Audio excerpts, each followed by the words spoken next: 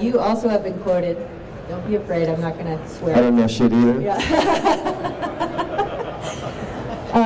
Saying, it's our job as an industry to promote the products and knowledge for a safe experience. When I buy a surfboard, it doesn't come with a warning that says I might get eaten by a shark. Why is this an industry responsibility, and how would we measure the effectiveness of the efforts?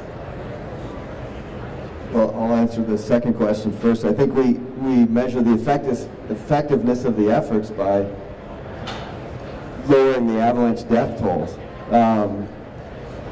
It's funny, Bruce is talking about people going out in real hazardous conditions and jumping off cliffs, and I found myself in a similar role, but as a surfer. I'm an extremely novice surfer.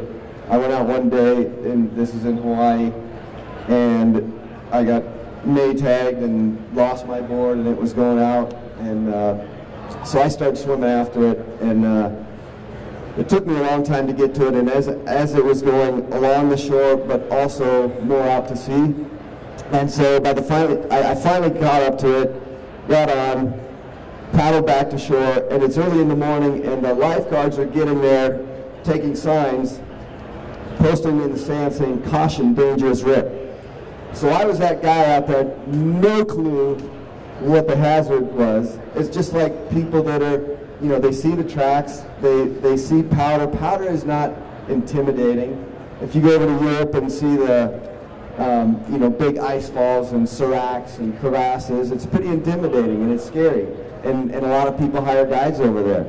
But when you look at a 35-degree powder slope, it's anything but intimidating. So some of it is just lack of knowledge, and it's hard to blame them too, because they don't know any better. In terms of whose responsibility is, I think it's all of ours collectively as an industry. We're building skis now that used to have to be a good skier to ski powder, especially if you were from the Northwest and it's 20% water content powder. But now you can put any intermediate on a fat rockered ski, and they're standing there fighting you for first track. So there's a lot more pressure out there, and I think as an industry, it's the manufacturers, it's the resorts, it's the avalanche educators. We all have to get together. It's everybody's responsibility to combat this.